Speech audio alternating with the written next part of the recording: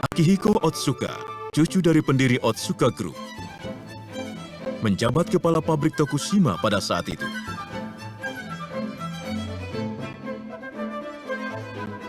Ayah Akihiko, yaitu Masahito Otsuka, adalah seorang pimpinan perusahaan yang karismatik dan telah menciptakan berbagai produk terkenal seperti obat oles Oronite H atau minuman Oronamin C, sehingga perusahaan menjadi sangat maju. Saya pun pasti akan menciptakan produk yang belum pernah ada. Akihiko punya tekad untuk mengembangkan produk yang dapat menjadi pilar perusahaan dengan tangannya sendiri.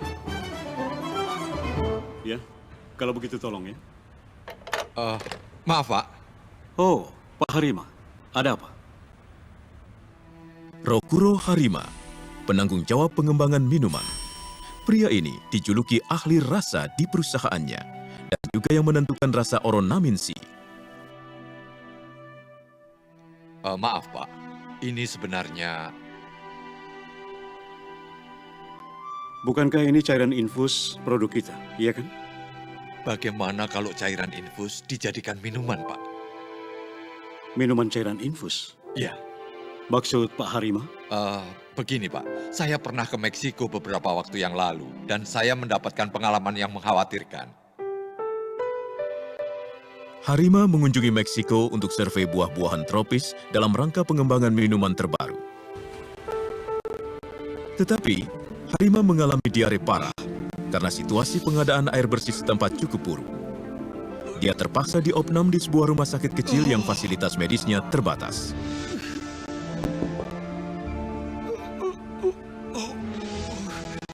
Dok. Supaya penyakit Bapak lekas sembuh, silakan minum obat dengan air soda ini ya, Pak. Air soda? Kenapa bukan air putih? Saat ini air putih di Meksiko kurang baik. Oh, iya. Ya, baiklah.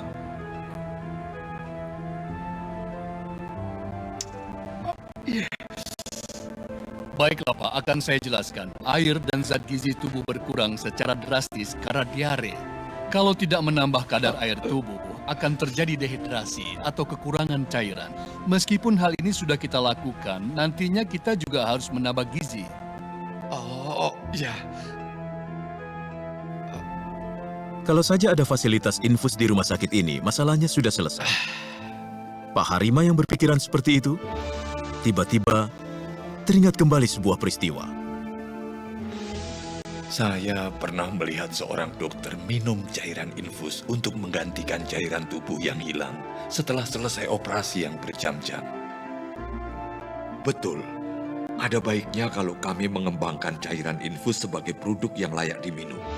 Cairan infus merupakan bidang yang perusahaan kami kuasai juga. Dalam bidang cairan infus untuk penggunaan di rumah sakit, Otsuka Pharmaceutical menguasai pasar domestik. Saya punya ide untuk mengembangkan cairan infus agar dapat diminum. Cairan infus untuk diminum?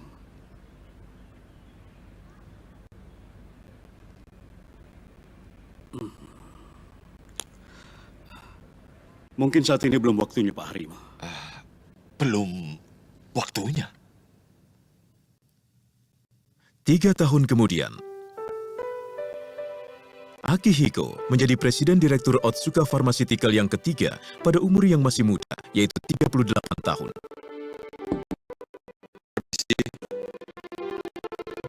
Harima mendatangi ruangan presiden direktur dengan membawa seorang staf. Permisi, Pak. Staf itu adalah Akihisa Takaichi, anak buah Harima, seorang peneliti muda.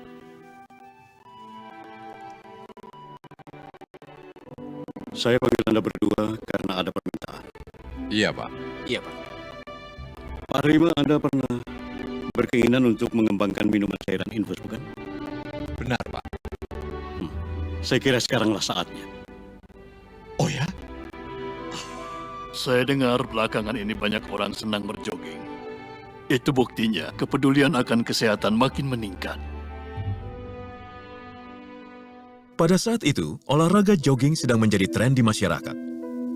Dan peralatan seperti alat olahraga lari sangat laris. Maksud Bapak, mengubah rasa cairan infus supaya enak diminum? Tidak. Sebenarnya, Saya ingin menciptakan minuman kesehatan. Minuman kesehatan? kalau berkeringat, elektrolit seperti ion natrium atau ion kalium ikut keluar dari tubuh bersama air. Saya ingin menciptakan minuman yang komposisinya sama dengan keringat sehingga menambah elektrolitnya. Oh, begitu ya. Lalu, konsep rasa pun disampaikan secara jelas. Rasa yang tidak membosankan. Walaupun diminum setiap hari, harus terasa enak di tenggorokan. Enak di tenggorokan. Minuman kesehatan. Kata-kata Dirut menarik juga ya. Tapi enak di tenggorokan itu seperti apa ya, Pak? Takaichi, itulah tugasmu walau akan memakan waktu yang lama. Hah? Saya serahkan pengembangannya kepada kamu. Kepada saya? Iya, lakukan seperti yang kamu mau. Ya, baiklah, Pak.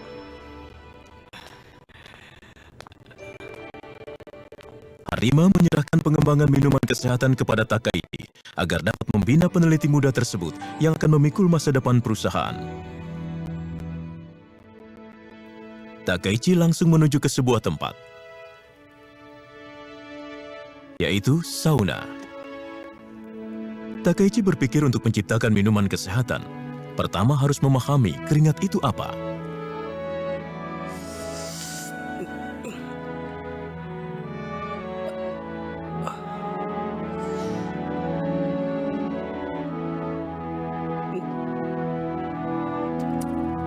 Asin banget. Lalu Takaichi berjalan-jalan di sekitar perusahaan dan mengambil sampel keringat yang merembes dari kulit.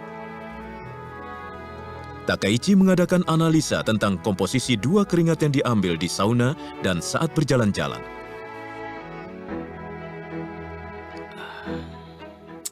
Benar dugaan saya. Takaichi ingin memeriksa konsentrasi ion natrium, yaitu kadar garam, yang menjadi sebab asinnya keringat.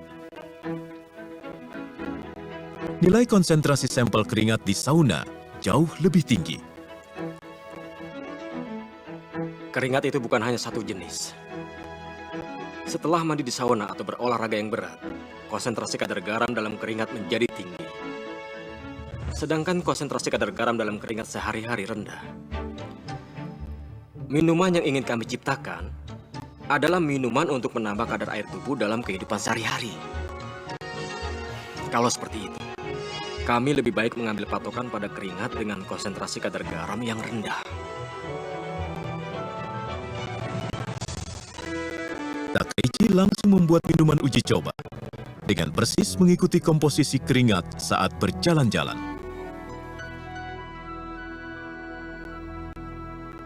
Pak Harima, Oh, Takaichi. ini minuman yang dibuat dengan komposisi keringat. Mohon dirasakan. Iya, iya. Oh, sudah jadi. Silakan, Pak. Ya, baiklah.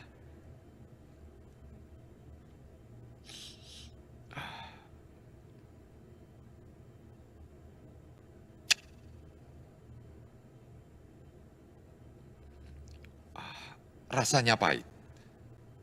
Susah sekali untuk ditelan.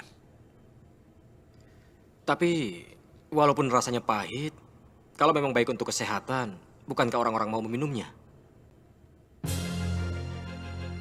Dalam komposisi keringat, selain zat ion natrium yang menimbulkan rasa asin, terkandung juga zat kalium atau magnesium yang menimbulkan rasa pahit.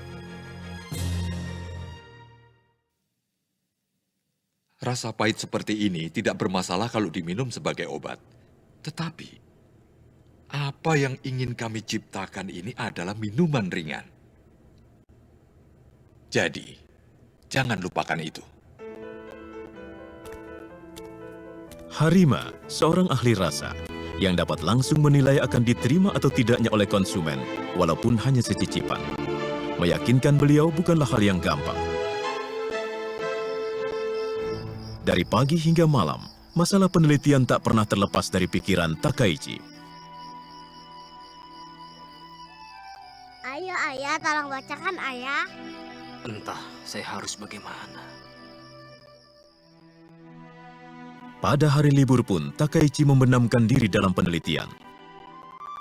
Dan akhirnya, terlintas ide untuk menambah zat pemanis alami untuk menghilangkan rasa pahitnya.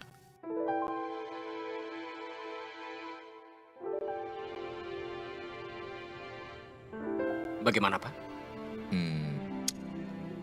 Pahitnya memang berkurang, hanya keseimbangan rasanya tidak tepat, karena rasanya masih terlalu manis. Tapi untuk menghilangkan rasa pahitnya, Dengarkan saya.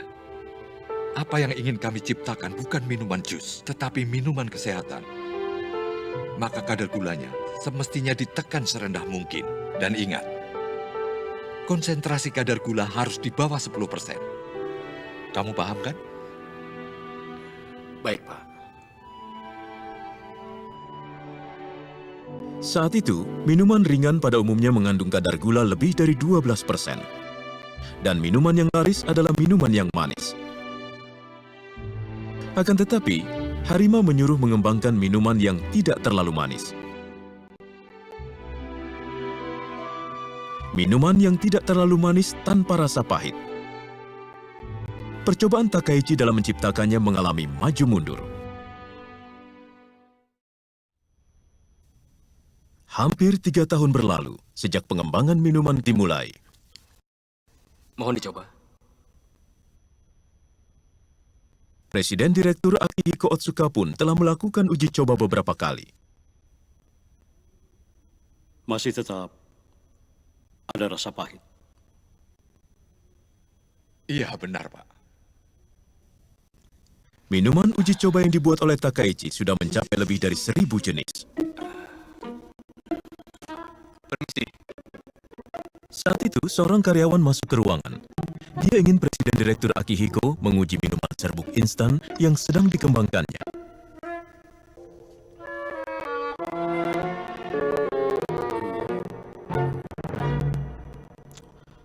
Minuman ini juga masih... Minuman ini juga masih sangat jauh dari sempurna. Lalu kemudian,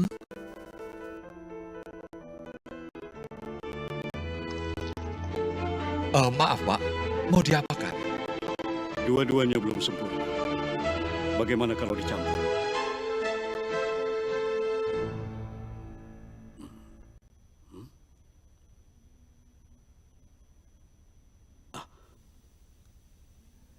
Ini baru enak. Hah?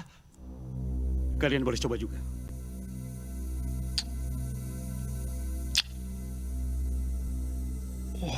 Benar.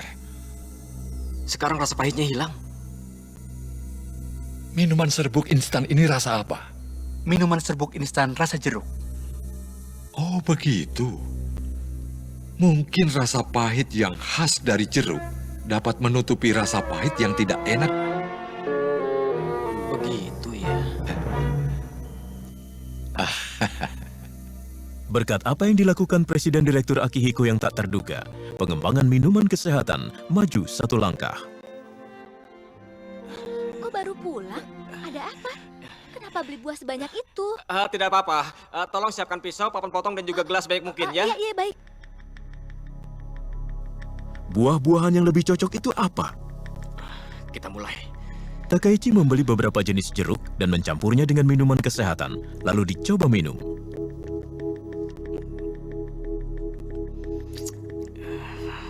Ini bukan.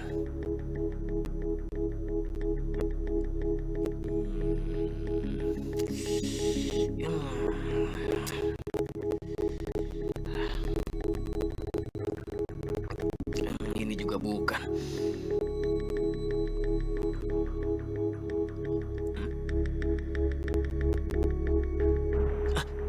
Ini dia.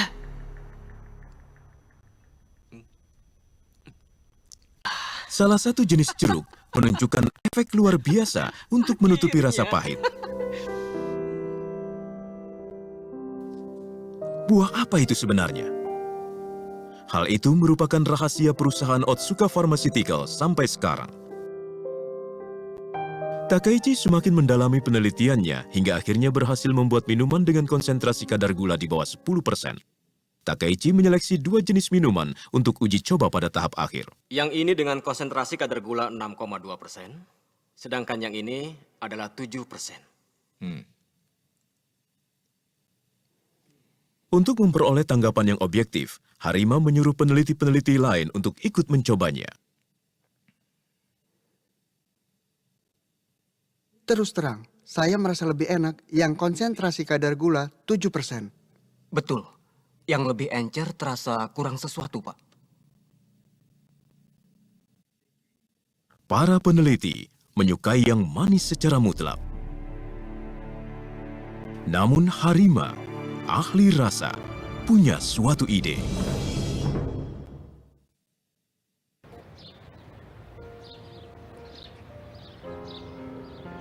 Beberapa hari kemudian, sesudah uji coba di laboratorium, Harima mengajak peneliti bawahannya untuk mendaki gunung dalam kota Tokushima. Pak, kenapa tiba-tiba kita mendaki gunung? Tidak usah banyak tanya, pokoknya ikut saja.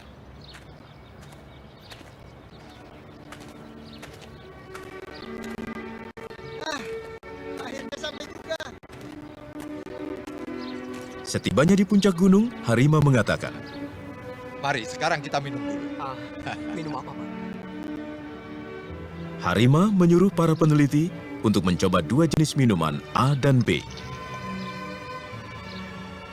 Sebenarnya minuman ini sama dengan minuman yang dicoba di laboratorium beberapa waktu yang lalu. Yang A sedikit kemanisan. Saya merasa B lebih enak. Saya juga merasa seperti itu, Pak. Yang A manis dengan konsentrasi kadar gula 7% dan B kurang manis dengan konsentrasi kadar gula 6,2. Padahal waktu dulu yang manis dengan 7% terasa lebih enak. Kenapa ya, Pak? Saat berkeringat, yang kadar gulanya lebih sedikit terasa segar dan lebih enak. Dan ini kan minuman kesehatan. Nah, makanya harus terasa enak diminum waktu beraktivitas.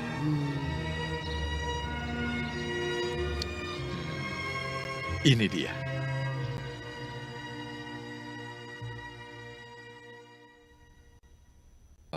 Rasanya bagaimana, Pak? Ini yang kuinginkan. Baik, dengan rasa ini saja.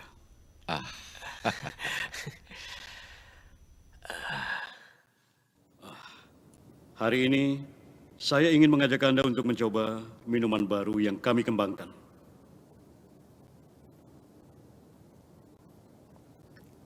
Pada hari itu, kebanyakan direktur pertama kali mencoba minuman kesehatan yang dikembangkan bertiga oleh Presiden Direktur Akihiko, Harima, dan Takaichi.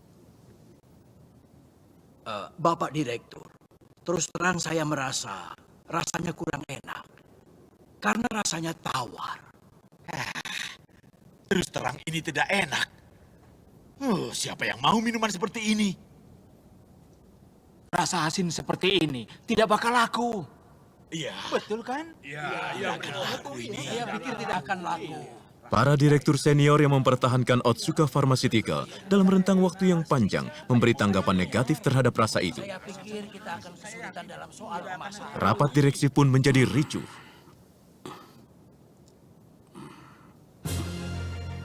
Lalu kemudian, Saya mengerti tanggapan Anda. Tetapi, Anda saat ini meminumnya di ruangan rapat. Cobalah meminumnya setelah berkeringat. Dan dipersilahkan minum berulang kali. Dengan demikian, Anda baru akan mengerti hebatnya produk ini.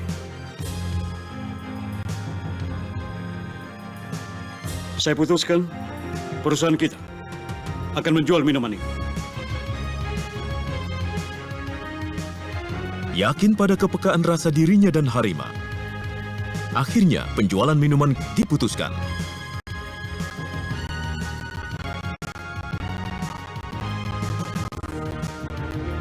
Produknya diberi nama Pocari Sweat, yaitu kata Pocari yang memiliki kesan menyegarkan, digabung dengan kata sweat yang memiliki arti keringat dalam bahasa Inggris. Pada bulan April tahun 1980, penjualan Pocari Sweat dimulai. Karyawan marketing dan semua karyawan lainnya mengunjungi toko-toko pengecer agar Pocari Sweat dipajang di lebih banyak tempat walaupun masing-masing hanya satu kaleng. Kepala tim marketing Jiro Tanaka juga mengunjungi pengecer langganannya. Selamat siang, saya Tanaka dari Otsuka. Hari ini saya ingin menawarkan minuman baru yang diluncurkan oleh perusahaan kami. Wah, seperti apa itu? Pocari Sweat namanya. Silakan dicoba, silakan.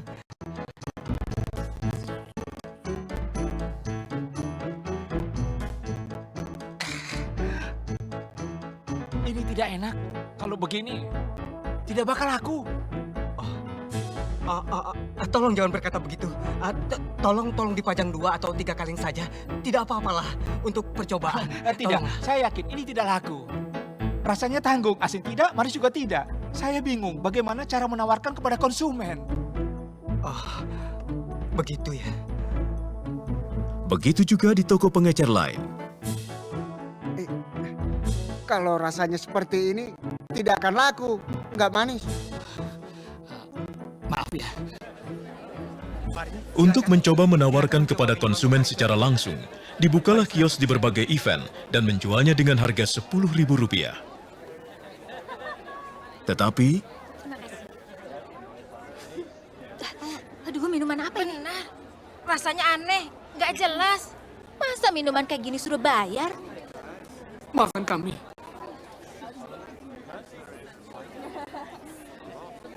Kayak gini disuruh minum, kurang ajar. Ayo, pergi. reaksi konsumen sangat buruk, sebagaimana yang sudah dicemaskan oleh direksi. Maaf Pak, sepertinya memang ada masalah dengan rasanya Pak. Benar, Pak. Penjualan Pocari Sweat disambut sangat buruk oleh konsumen.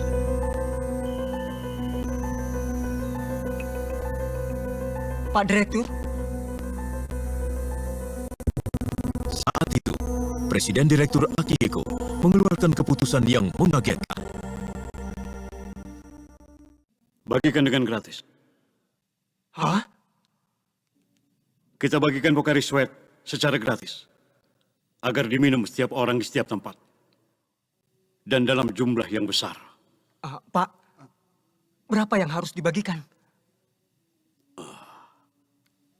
Tak terbatas. Hah? Keunggulan Pocari Sweat tidak bisa dirasakan kalau tidak diminum berulang-ulang. Jumlahnya tidak terbatas. Kita lakukan secara tuntas. Kalau begitu, kerugian kita semakin bertambah, Pak. Benar, Pak. Benar, Pak. Jangan pikirkan angkanya dulu.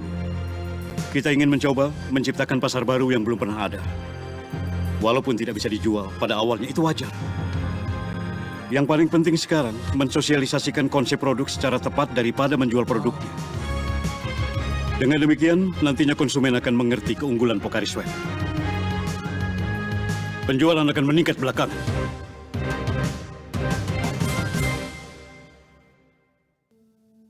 Pocari Sweat terasa paling enak saat berkeringat. Yang paling cocok untuk membagikan ini. Para staf marketing saling mengajukan ide di mana tempat paling efektif untuk membagikan produknya. Oh iya, setuju. Benar. Dengan demikian dimulailah operasi pembagian gratis Pocari Sweat secara besar-besaran di seluruh Jepang. Tanaka, kepala tim marketing, menuju ke lapangan baseball. Hei! Hei! Mari sebentar! Ayo berkumpul!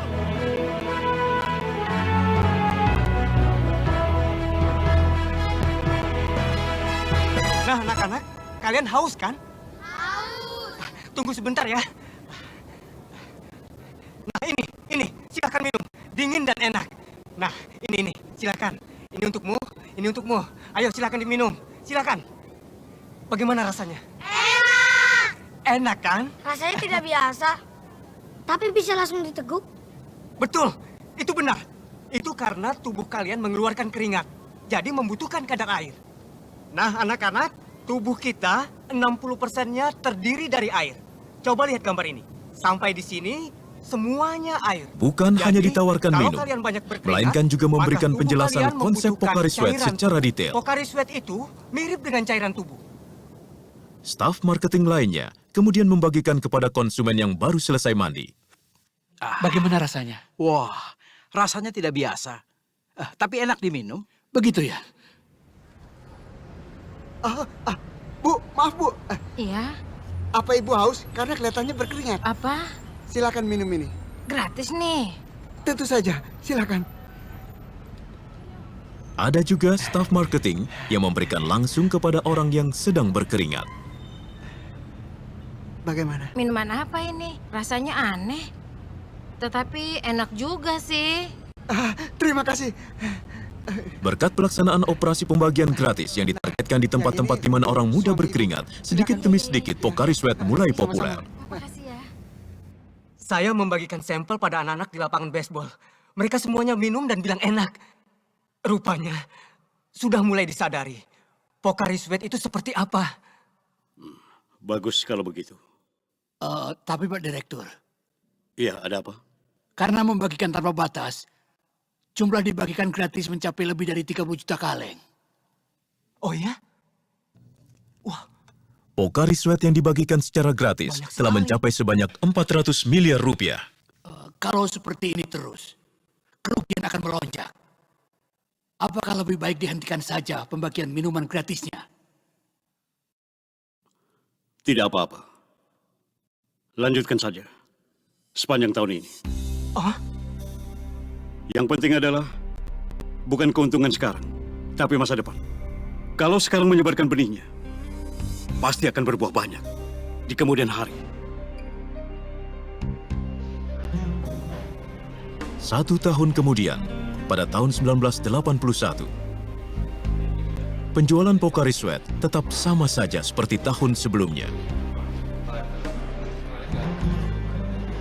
Wah, terasa panas ya. Tahun ini panas sekali ya. Musim hujan baru saja selesai, dan musim panas untuk tahun kedua hampir tiba. Halo, ini bagian marketing Otsuka. Hah? Stok Pocari Sweat habis? Ya, tolong cepat kirim Pocari Sweat-nya, Pak. Stoknya sudah habis. Mengherankan, Pocari Sweat tiba-tiba mulai laris secara drastis pada musim panas di tahun kedua penjualan. Dengan cara operasi membagikan produk gratis, konsep dan rasa telah dimengerti oleh konsumen, dan hasilnya berbuah pada musim panas tahun kedua. Pada musim panas tahun kedua, penjualan Pocari Sweat melonjak sekitar 3 kali lipat dari tahun sebelumnya dan mencapai 2,6 triliun. Pak, akhirnya kita berhasil. Berkat usaha keras kalian. Terima kasih. Keyakinan Presiden Direktur Akihiko akhirnya berbuah.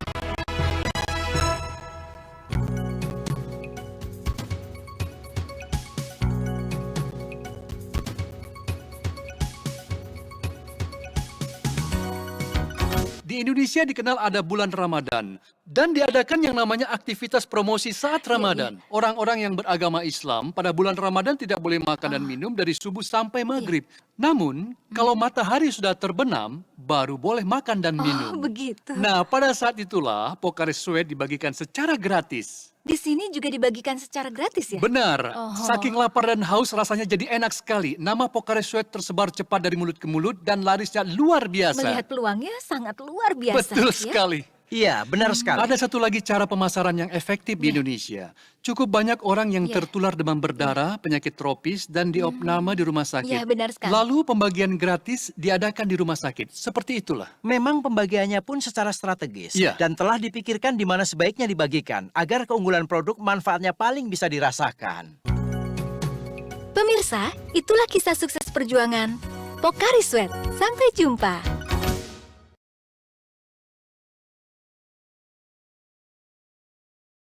Oke, gimana tanggapannya? Jadi sebenarnya kurang ajar juga sih ya Jepang jualan di Indonesia ya. Ketika Indonesia lagi susah, lagi banyak penyakit, dijualan dia. Tapi saya ingat banget sih itu ya, memang tahun-tahun 2009 itu waktu kayak pandemi juga ya, DBD ya. Mungkin kalian umur berapa itu 2009-nya? Itu hampir ya setiap rumah sakit ya di Jakarta, Jawa Barat itu penuh semuanya ya. Bahkan harus sampai di lorong-lorong itu. Ya. Pandemi apa DBD ya. Dan saat itu memang Pocari itu dibagikan gratis di rumah sakit. Ya, kebetulan waktu itu adik saya juga kena DBD ya, dirawat di Fatmawati, itu pun juga nggak dapat kamar, jadi harus di lorong, dan itu kita dapat 2 botol besar Pocari itu, ya. Padahal ada isu tadinya kalau minum ini nanti ginjal, ya kan, takut juga kita kan. Nah, tapi waktu itu memang luar biasa ya. Jadi masif banget. Semua orang mengatakan bahwa kasih Pocari kalau DBD ya. Mungkin kalian masih ingat juga sampai hari ini ya bahkan ya. Kalau sakit DBD itu kasih buah buah angka yang kalau nggak salah. Terus minumannya Pocari itu udah 2 itu sama madu lah kalau nggak salah. Yang buah angka itu yang dari Cina atau apa gitu ya. Saya kurang paham. Nah tapi kalau minumannya itu pasti Pocari itu yang disuruh. Ya. Jadi masif pemasarannya luar biasa sampai ke Indonesia juga ternyata. Dan menariknya ada 3 hal yang saya catat ya dari sebuah film tadi ya. Oke, tapi saya mau tanya dulu ke kalian, kira-kira apa yang kalian dapat ya, kalian tangkap dari film pendek tadi tentang Pocari ya. Bagaimana dengan strategi marketing mereka? Oke. Siapa yang mau diskusi? Silakan. Terkait dengan materi kemarin juga nggak masalah. Kemarin kita bicara tentang preferensi homogen ya. Bagaimana segmentasi itu kita bicara tentang homogen ya. Pasar yang homogen. Nah, artinya apa? Artinya kalau belum ada, ya kita create, kita ciptakan pasar itu dengan pasar yang homogen. Atau yang kedua, ya kita masuki pasar yang sudah homogen itu sendiri. Nah, seperti itu. Ya, jadi segmen itu pasti larinya adalah pasar yang homogen. Pasar yang homogen itu bagaimana, Pak? Yang sama ya. Yang kalau kita lakukan kemarin, kita lihat dari model, perilaku, sikap, dan sebagainya menunjukkan konsistensi atau hal-hal yang mirip. Ya, seperti itu. Nah, dari film tadi itu masuk semua yang kemarin kita bicarakan. Ya. Tentang segmentasi pasar. Oke, coba saya mau lihat analisis kalian terhadap film tadi. Oke, siapa yang mau kasih komentar dulu?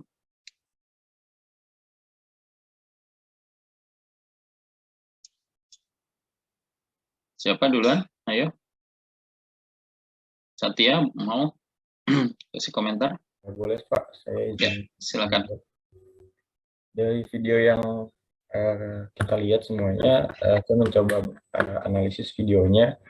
Yang pertama mengenai visioner, Pak, pemimpinnya. Oke, visioner. Pemikiran yang visioner, yakin walaupun produk ini bisa dijual secara masif gitu, Pak, secara massal. Dengan penolakan-penolakan dari direktur-direkturnya, tapi pemimpinnya itu punya pemikiran yang visioner bahwa produk ini bisa laku bukan untuk sekarang aja gitu, tapi untuk beberapa tahun ke depan mempunyai pemikiran yang visioner seperti itu Pak. Dan akhirnya sebetulnya terlihat dari segmentasi pasarnya juga Pak. Jadi cuman dijual sama orang yang belum melakukan aktivitas seperti berkeringat gitu Pak dan berolahraga. Tapi ketika produk itu dipasarkan kepada orang yang tepat, nah produk itu bakal laku gitu Pak dengan sendirinya tanpa harus kita paksa terlebih dahulu. Dan pertama, promosinya itu dijual secara gratis dan itu menurut saya keputusan yang cukup berani gitu Pak, sampai 400 miliar kan tadi. Nah akhirnya dengan pemikiran visioner itu walaupun dia memiliki kerugian yang sangat besar sekitar 400 miliar, tapi dia tetap visioner dengan keputusannya. Akhirnya produk Pocari Sweat itu dengan sendirinya melakukan pemasaran yang masif sampai ke 16 negara, Pak. Itu benar-benar apa ya, langkah yang luar biasa sih yang diambil sama presidennya gitu, Pak, sama pemimpinnya. Dengan melakukan riset yang panjang dan akhirnya ya bisa berkembang gitu, Pak, produk Pocari Sweat gitu, Pak. Oke, ya. Good. Oke, terima kasih Satya. Temennya yang lain, silakan siapa? Atau Satya tunjuk temennya siapa yang mau kasih komentar?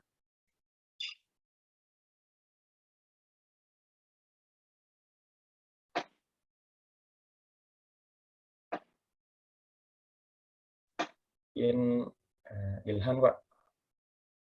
Oke, Ilhan. Ya baik Pak. Mau kasih komentar nggak bayar, takut banget sih pada.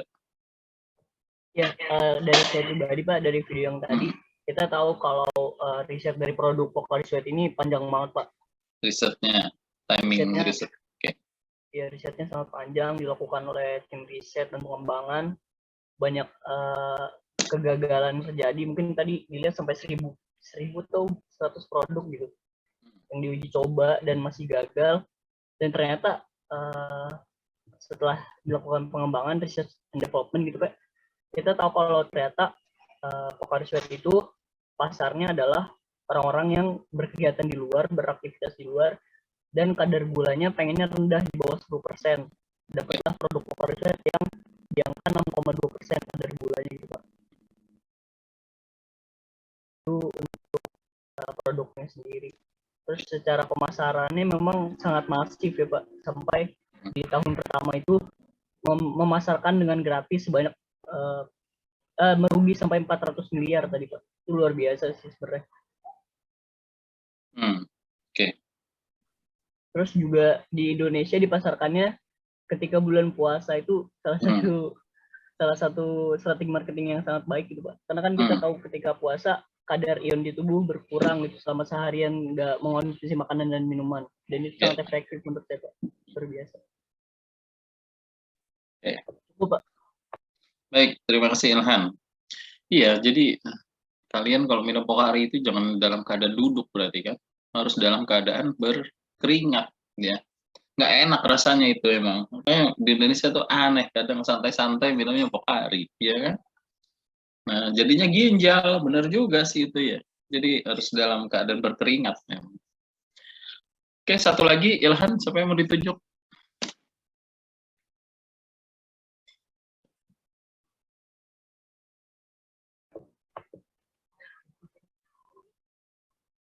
Davin Pak. Siapa Davin? Iya Pak. Oke.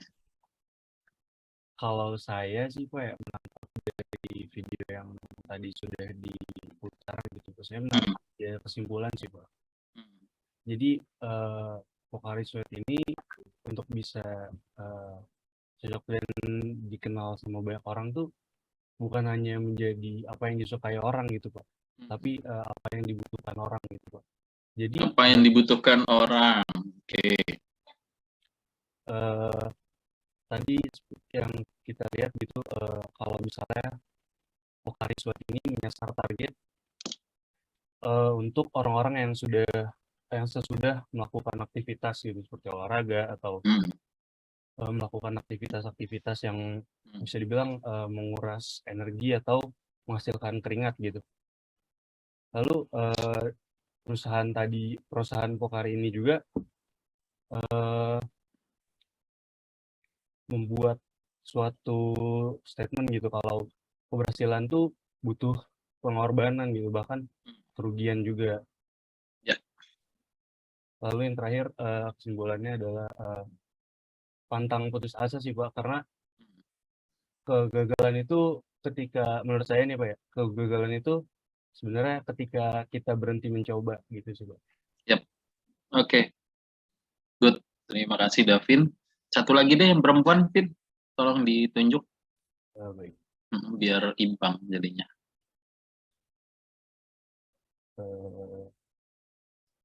Ayo wajahnya diliatin, jangan setengah-setengah itu di kameranya. Nah, Ruth, Fritzi, Parsya, Arela, setengah-setengah tuh aja. Teresia. Baik. Kalau dari saya sendiri yang saya tangkap rata-rata sama sih Pak. Kalau si Pocari Sweat ini awalnya masih belum ketemu nih segmen dari dasar mereka tuh apa. Tapi setelah melakukan research dengan cara penjualan yang secara acak, yang kemana aja, ke toko-toko langganan mereka, tapi di situ ternyata dapat penolakan karena nggak sesuai kebutuhan dari customer-customer di situ. Akhirnya setelah berapa lama mendapatkan ide kalau misalnya kita tuh segmen pasarnya tuh orang-orang yang setelah melakukan aktivitas gitu. Jadi akhirnya mereka menemukan cara marketing mereka sendiri, yaitu menjual kepada percobaan kepada orang-orang yang seperti tadi anak-anak yang di lapangan baseball, terus orang yang habis jalan jauh dan lain-lain. Jadi situ mereka menemukan segmennya, dan setelah itu mereka melakukan pemasaran yang cukup merugikan awalnya ya. Tapi setelah itu orang-orang jadi tahap pertama ya mengenalkan dulu manfaat dari produk ini gitu Pak. Sekarang buktinya Pocari Sweat bisa sampai sekarang bertahan gitu sih Pak. Baik, terima kasih Teresia. Cukup ya 4 orang ya. Jadi paham ya berarti ya kalian apa itu segmen ya setelah lihat film itu ya. Jadi bagaimana segmen itu dibentuk.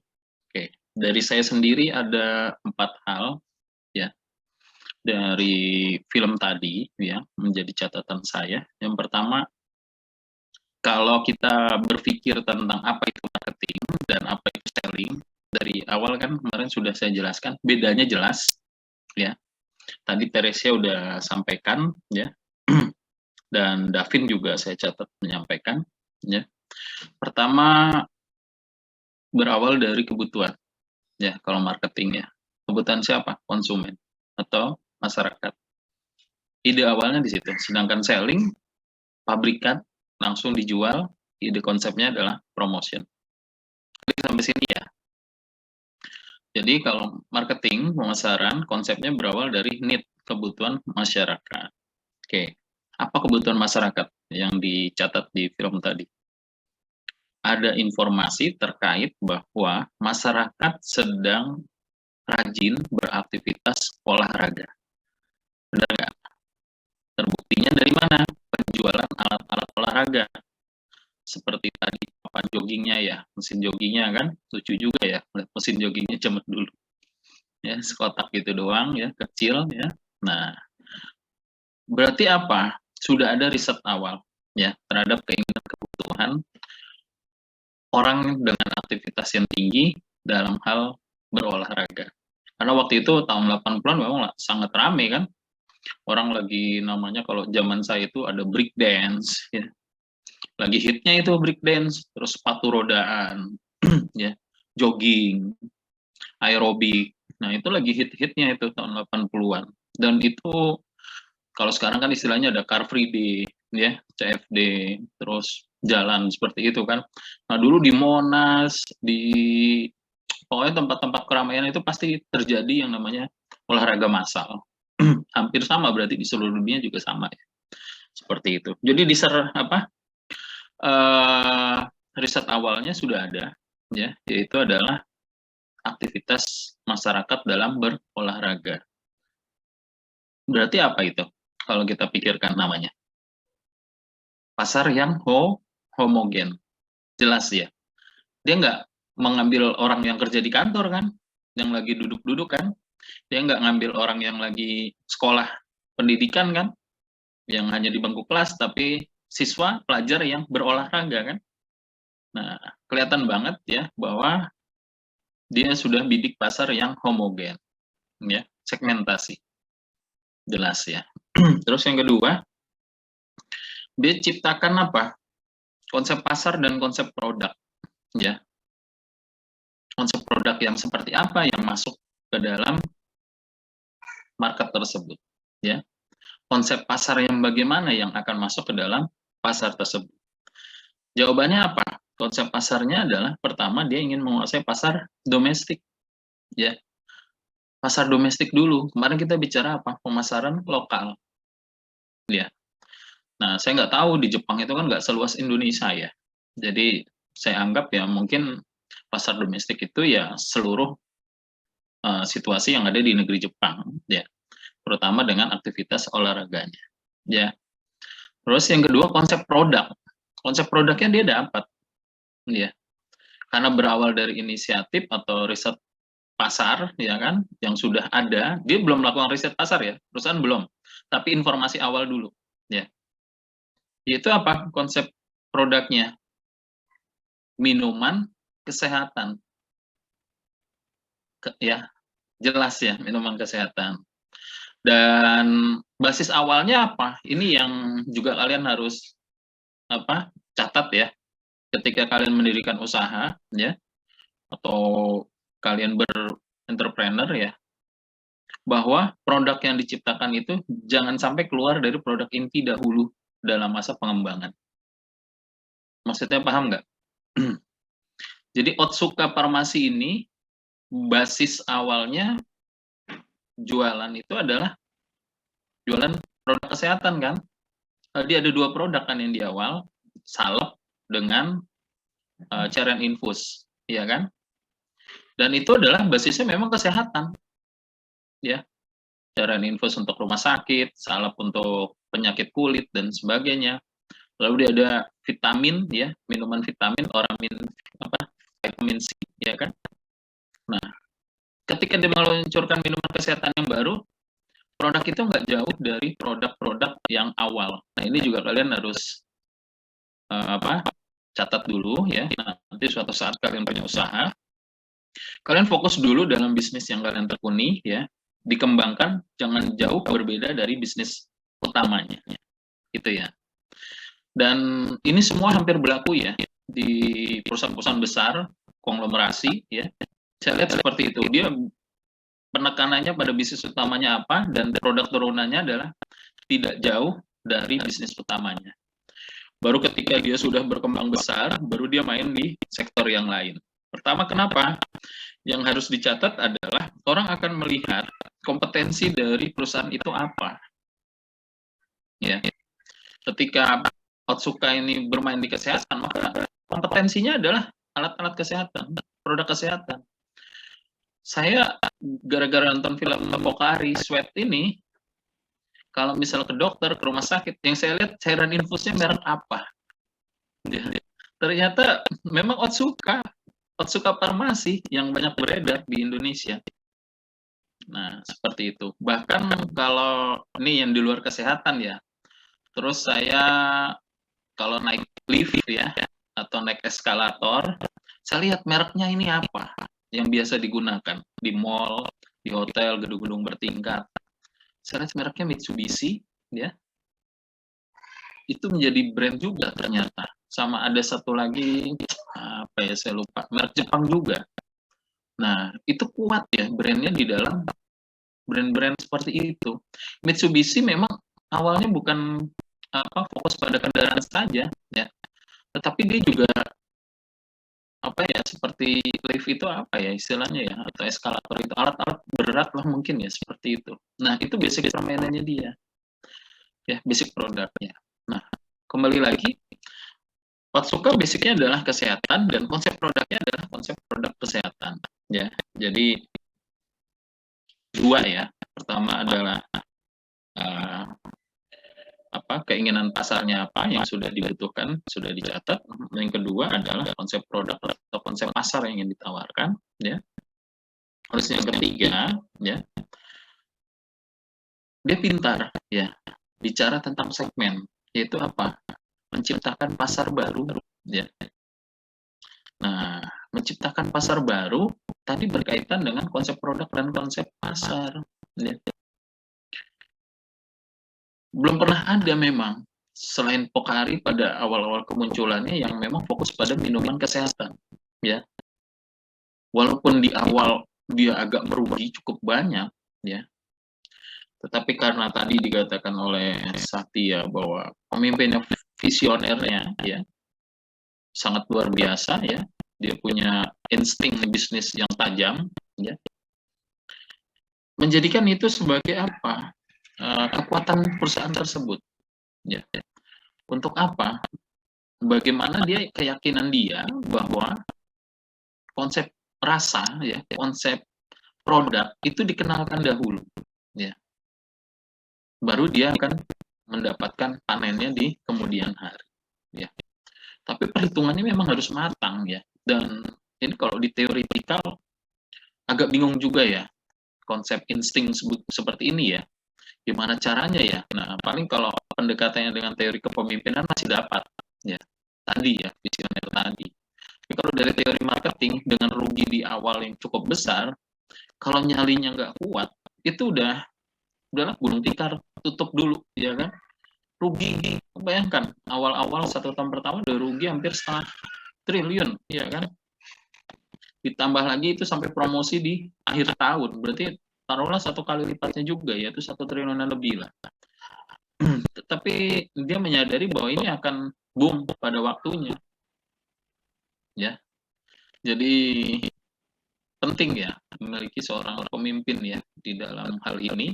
Ketika perusahaan sedang dalam masa sulit, maka dibutuhkan seorang pemimpin yang bisa hadir untuk melihat peluang, melihat kekuatan atau kelemahan dari perusahaan itu sendiri. Oke, ya. Oke, dan yang berikutnya ya yang nggak kalah penting itu adalah risetnya sendiri ya, atau surveinya sendiri ya. Dalam membidik pasar ini juga dia melakukan risetnya, bukan riset ini ya, bukan riset yang tadi jeruk sama minuman yang dicampur ya, tapi riset pasarnya ya yang dia lakukan, yang dia bidik awalnya siapa dulu. Nah itu udah luar biasa ya. Dia lakukan survei ke arena bermain, dia arena sauna ya. Nah, dari situ saja dia sudah melakukan langkah keduanya yang masif ya, yaitu melakukan survei tetapi dengan basis tidak dengan analytical ya, tapi langsung berdasarkan praktis di lapangannya seperti apa. Jadi itu ya yang kita dapatkan ya, bagaimana Pocari itu memadukan konsep produk dan konsep pasar ya, dalam hal ini segmentasinya menjadi jelas ya. Siapa yang dibidik? Kenapa hanya konsumen yang beraktivitas lebih atau yang berkeringat itu yang menjadi konsep didikan pasarnya mereka? Karena kembali lagi tadi preferensi homogen yang dia mainkan. Supaya apa? Kemarin kita bicara latar belakangnya, supaya ada fokus di situ, ya kan? Biayanya jelas, bisa diukur, promosinya tepat, alat-alat yang digunakan tepat, dan sebagainya. Oke, ya, sampai sini ada yang mau ditanyakan? Nggak ada? Saya lanjutkan dulu ya, yang kemarin. Saya mau nanya, Pak. Oke, silakan. Pak, case-nya kan ini sebetulnya kayak misalkan pemimpinnya itu mempunyai, tadi saya bilang punya visioner yang tinggi gitu, Pak. Tapi kalau di Indonesia tuh terkadang nggak sampai segitunya gitu Pak masalahnya. Nah gimana caranya kita mempunyai visioner yang tinggi agar kita tuh bisa mengembangkan produk kita lagi gitu Pak. Tapi kalau itu kan butuh waktu yang lama nih Pak. Kadang kita tuh ngerasa produk ini bakal gagal nih gitu. Nah kadang perasaan-perasaan itu atau kejadian-kejadian itu yang membuat kita tuh menyerah gitu kan. Dan saya mau nanya gimana caranya kita itu menumbuhkan rasa visioneritas yang tinggi gitu Pak. Ya, baik, terima kasih Satya. Seperti yang tadi saya katakan bahwa dalam teori ini nggak ketemu gitu loh untuk penjelasan kan. Untuk yang visioner tadi kan yang saya katakan. Paling kalau mau pendekatannya adalah teori kepemimpinan. Ya. Kalau teori marketing nggak ada yang seperti ini yang mau merugi sangat banyak dan aku yakin ya ibaratnya berani. Saya sendiri aja ya baru-baru ini aja loss sekitar 50 juta ya dalam bisnis. Itu udah jiper saya udah sekarang nih, saya tiara ya. Dan nggak yakin gitu loh saya teruskan bahwa produk bisnis saya ini akan lanjut dan akan menghasilkan profit. Itu baru ibaratnya nggak besar-besar banget ya, tapi buat saya udah besar gitu ya. Dan saya sendiri udah langsung takut, ya, minder, nggak percaya diri, stop. Bayangkan, ya kan? Baru 50 juta saya rugi. Nah, tapi ya begitulah yang tadi saya katakan bahwa ini teorinya nggak ada gitu loh untuk menciptakan pemimpin yang seperti ini ya. Tapi kalau dari yang saya amati ya, yang saya pelajari bahwa pemimpin yang seperti ini tercipta karena basicnya ada pengalaman dan pengetahuan. Ya. Semakin jam terbangnya tinggi, ya, maka visi itu akan terpoles sedemikian rupa. Ya. Makanya dalam mencari sebuah pemimpin ya, misalnya pemimpin dalam nggak hanya di perusahaan ya, misalnya dalam negara ini, maka basic pengalaman itu sangat dibutuhkan kan. Ketika dia menghadapi masalah, dia pernah menemukan solusi dan itu solusi itu dijadikan sebagai alat untuk menghasilkan sebuah keputusan yang tepat. Ya. Makanya kalau kita pakai teori SDM ya, sumber daya manusia, bahwa atasan yang tepat itu adalah atasan yang mampu mengerti situasi yang ada di lapangan secara langsung. Contohnya misal ketika kita mencari seorang supervisor. Nah, apa sih supervisor itu? Orang yang punya supervisi. Ya. Jadi kalau supervisor itu kan kalau di leveling jabatan dia adalah lower manajemen. Ya. Lower manajemen itu adalah tingkatan manajemen paling bawah. Ya. Di bawah lower manajemen itu adalah karyawan. Nah, di atas karyawan langsung atau atasan langsung adalah supervisor. Nah, kenapa dikatakan supervisor, Pak? Atau kalau bahasa Indonesianya adalah penyelia. Ya. Nah, artinya supervisor itu orang yang memiliki supervisi atau visi yang lebih, ya, visi yang sangat tajam. Nah, visi itu bisa didapatkan dari mana? On duty, ya. Karena apa? Selama ini dia telah mengerjakan hal itu berulang kali. Jadi dia paham sekali tentang apa yang ada di situasi atau kondisi di lapangan, ya. Dan ketika ada masalah, dia sudah tahu apa yang harus dilakukan. Nah, coba Anda perhatikan ketika ada lowongan kerja ya. Anda lihat, nah, misalnya iseng-iseng kalian buka lowongan kerja ya, untuk jabatan supervisi. Ya, minimal ya. Biasanya apa? Dibutuhkan ya yang sudah memiliki pengalaman. Nah, ingat, kata-katanya dibutuhkan yang sudah memiliki pengalaman minimal. Nah, ada minimalnya. Misalnya 3 tahun. Nah, kenapa Pak harus ada dibutuhkan minimal pengalaman? Nah, pengalaman itu kan nggak harus didapat dari pengalaman kerja ya. Pengalaman pendidikan juga oke ya. Saya tidak mengatakan bahwa pengalaman pendidikan tidak digunakan. Tapi memang mindset perusahaan rata-rata adalah pengalaman kerja. Ya. Nah, dengan dia paham ya terhadap pekerjaannya itu sendiri selama pengalaman dia bekerja, artinya ya minimal ya ketika ada masalah, karyawan yang ada pada tingkatan bawah itu ketika ada masalah bertanyanya langsung sama supervisor. Nggak mungkin kan dari karyawan itu tiba-tiba ngetok pintu direktur, ya kan? Udah lompat berapa tingkat gitu, jabatannya kan. Nah, terus yang kedua, ketika dia pertama bertanya langsung sama supervisornya, maka apa? Si supervisor minimal bisa mengatasi masalah yang ada di bawahannya langsung. Karena apa? Dia punya pengalaman tadi. Ya. Artinya dia sudah terbiasa dengan masalah-masalah yang dihadapi oleh karyawan. Itu yang penting. Terus yang kedua apa? Dengan hal tersebut, minimal si supervisor tidak dibohongi sama karyawan. Itu yang penting ya. Kenapa? Karena dia pernah bekerja di situasi yang sama dan ketika karyawan melakukan kecurangan atau apa, supervisor udah paham. Nah, ini kan mainan gua dulu ibaratnya. Gua tahu triknya. Nah, seperti itu. Ya, jadi itulah ya. Makanya bagaimana kalau tadi Satya katakan bahwa sulit ya Pak di Indonesia untuk mencari seperti itu, sebenarnya yang enggak terlalu sulit dengan cuma kita mungkin harapannya aja ya yang tinggi ya seperti tadi Direktur Otsuka itu memang itu apa bukannya sulit ya tetapi agak berat ya kalau buat saya ya. Karena apa? Berani resikonya itu ya yang nggak semua orang itu berani ya. Kalau visioner mungkin banyak orang yang visioner tapi beraninya itu ya. Nah, tapi kalau diterangkan dengan teori apa, ya agak sulit kalau kita bisa menciptakan pemimpin yang seperti itu.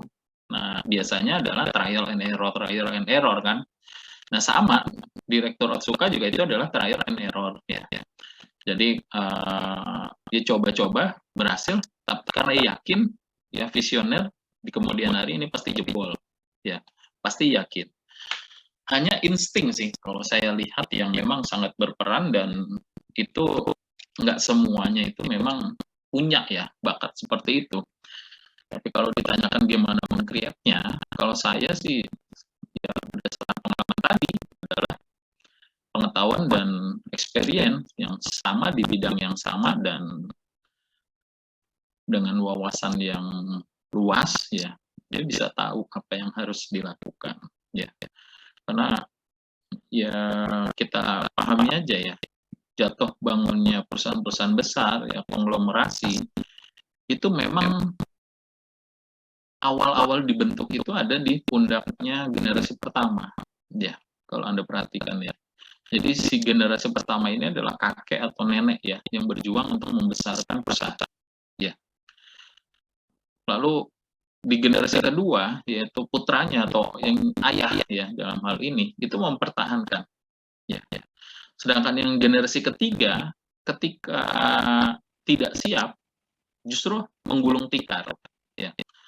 Nah, kenapa? Karena experience-nya itu tidak ditularkan juga ya, dan tidak belajar juga secara langsung dari generasi pertamanya. Nah, yang kadang itu yang hilang ya.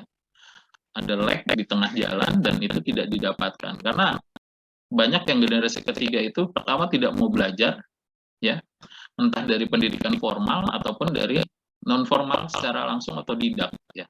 Dia taunya hanya menikmati. Nah, membangun dan mengembangkan itu yang dia tidak paham bagaimana. Akhirnya banyak perusahaan-perusahaan besar itu ya gulung tikar di generasi ketiga atau cucu ya, seperti itu. Dan ya nggak aneh juga karena memang seperti cucu itu ya, mereka kadang menikmati tetapi prosesnya itu yang banyak yang tidak dipahami. Tetapi juga ya banyak juga yang lebih berhasil ya dibandingkan generasi pertama, itu dengan catatan kalau dia ada proses belajar dan proses pengalaman. Nah, belajar itu bisa otodidak atau bisa jalur formal atau melalui pendidikan seperti itu. Jadi menarik ya bahwa sebuah bisnis ya memang di-create atau diciptakan itu juga prosesnya nggak mudah ya. Jatuh bangunnya juga cukup banyak ya, dan bagaimana dia survive-nya itu ya yang menjadi catatan penting. Kalau mungkin ya, kalau saya kan senang ya film-film yang seperti ini ya. Mungkin kalau Anda ya, ini sih di zaman saya itu ada film Jepang juga namanya Oshin ya. Pernah dengar nggak film tersebut Oshin? Nggak pernah. Nah, Oshin itu adalah drama serial televisi Jepang yang sangat populer di Indonesia pada tahun 80 sampai 90-an. Ya, Oshin itu wanita ya. Eranya mungkin orang tua kalian atau kakek nenek kalian ya yang nonton. Bagaimana Oshin itu dari yatim ya, bekerja keras ya, sampai akhirnya punya supermarket besar ya. Sampai anaknya diwariskan seperti itu, dan filmnya sangat menginspiratif dan sedih juga kalau lihat film itu ya. Ya coba aja nanti tanya sama ayah ibu ya, pernah dengar film Oshin nggak? Saya yakin jawabannya wah seru itu, dulu film enak itu, seru itu. Karena kalau ibarat kata kayak drakornya sekarang ya, dan itu setiap hari apa gitu malam itu selalu diputar di TVRI ya. Filmnya bisa 1,5 jam lah kalau nggak salah. Dan kita menikmati alur proses bagaimana hasil itu ya jelas ya bisa diperoleh dengan proses yang tepat ya. Jadi tidak memungkiri bahwa proses itu adalah yang terbaik ya untuk mendapatkan hasil. Oke, itu ya dari saya. Mungkin ada yang mau ditanyakan lagi?